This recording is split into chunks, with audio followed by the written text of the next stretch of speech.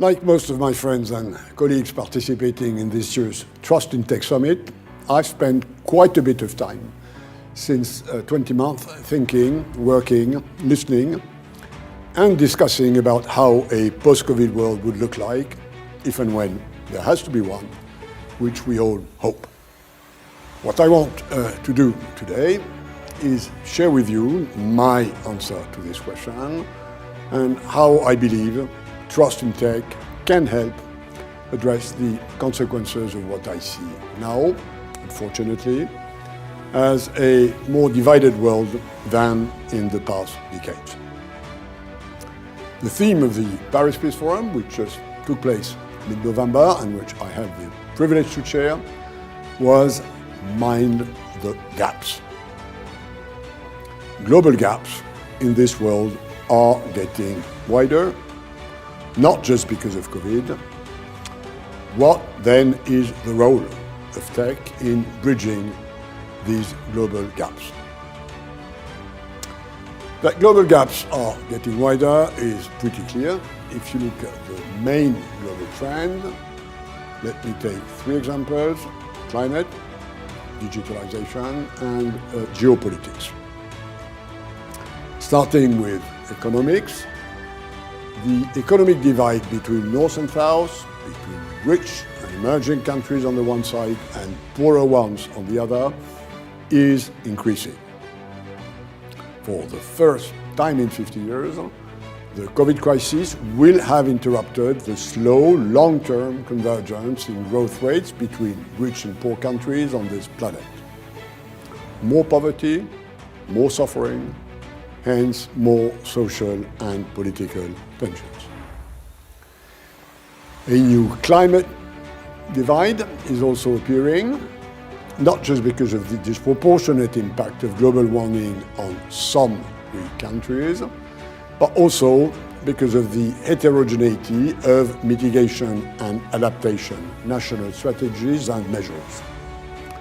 Time horizons for zero net carbon are different, ranging from 2050 to 2070. For countries who have such a time horizon, carbon peaks take place at different periods. Policy tools such as taxation, emission trading systems, regulation, various incentives are different, and this will likely result in a more unlevel playing field for international trade. COVID has also accelerated the digitalization of our economic and social systems. Digital capacity gaps are widening among countries as well as inside many of our populations, where the skills and production systems will have to be profoundly reshaped, transformed, with the likely ensuing turbulence. As if this was not enough, geopolitics are adding their own toll on these worrying trends.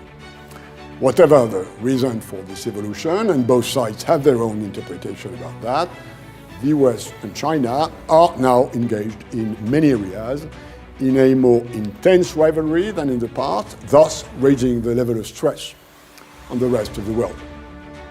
Decoupling or dual circulation are now becoming fashionable on both sides, with more search for self-reliance, at least in sectors of productions of goods and services deemed critical for security or strategic reasons. The EU has also started to think in similar terms, although so far less aggressively. All in all, some new kind of fragmentation is underway that will impact the economics of the rest of the world. If I look back through my nearly 40 years of engagement in international economics, my sad feeling is that this world has recently changed course. From previous dynamics when geoeconomics, who tend to integrate, superseded geopolitics, who tend to divide, to a different balance where geopolitics now supersede geoeconomics. One in which the zero-sum games of power games have become more than the positive-sum game of cooperation. When I had to pass my hearing at the European Parliament many years ago in 1999 to become EU Trade Commissioner, my vision was that we needed to harness globalization in order to make this world a better place. Today, some 20 years later, I would probably take a different stance. I would say that we need to mitigate deglobalization in order to avoid making this world a worse place. And this is where tech and trust in tech comes in a big way. I think that tech, the digital tech in the front line, can be a formidable tool to bridge these global gaps, but I also believe that this tool needs to be properly governed on a global scale to avoid further divisions. That digital tech is key to addressing some of the major challenges I just mentioned seems quite obvious. Take the environment challenges, with, for instance, the ocean and the hydrosphere, whether an area for decarbonization, or as a carbon sink, or as an ecosystem needing serious regeneration of biodiversity. We know we still have a big science gap about the ocean. Building a digital twin of the ocean can help improve oceanographic science much faster than with conventional means. It's about collecting much more data with much more precision from both space observations and water systems, and then powering new simulation systems with artificial intelligence. Take education and professional training, which in my own experience is the number one issue if we really want to reduce social and economic inequalities. More affordable, more accessible digital devices enhance interactions and learning. They allow individual, tailor-made upskilling programs, and also cultural exchanges, dialogues, and knowledge, including of how and why others differ. For all these reasons, tech, and in particular digitalization, is the way to go to avoid a growing fragmentation, which I see coming in the future.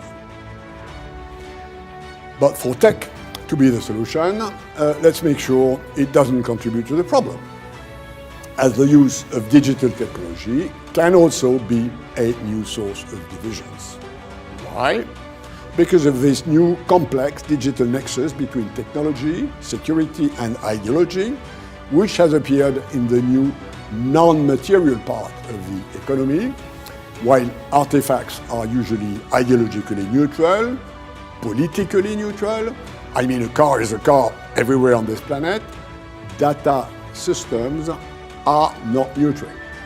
It's also different in the digital area, with cyber penetration as a much higher threat in the new economy than in the old one. There are some of the reasons why data collection, accessibility, storage, privacy, cross-border circulation are regulated differently in different places, thus progressively creating a much more unlevel playing field, with its inevitable loss of economies of scale, and hence loss of efficiencies, and hence loss of welfare potential. A sort of digital non-globalization in the making. And this is why I believe we need to seriously consider how to shape the global governance of our digital ecosystems and how to frame local regulations in a way that keeps as much openness as possible to the benefit of free international exchange.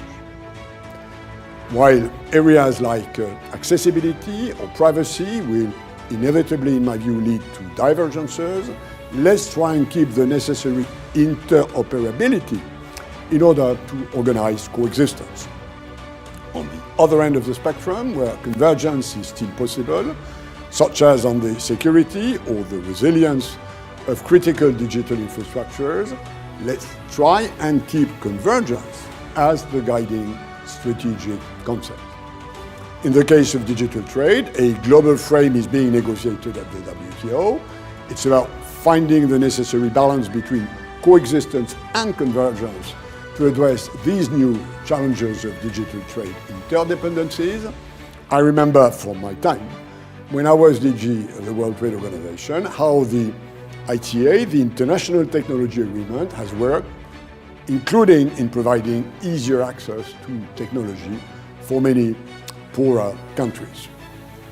It is also about allowing connected global supply chains to do what they can do best, distribute technology as efficiently and as quickly as possible to as many people as possible. In a nutshell, and to conclude, let me share with you my conviction. Growing gaps in this world are dangerous. The right response is to try and bridge them. Tech has to be one of the archers of these bridges we need to build collectively. Let's work hard to build more reciprocal trust in tech and to find the necessary compromises between our systems, knowing that this will imply trade-offs, give and take, where possible. This is the very purpose of the various digital initiatives which we have been nurturing at the Paris Peace Forum since 2018. More to come in the future. Many thanks for your attention.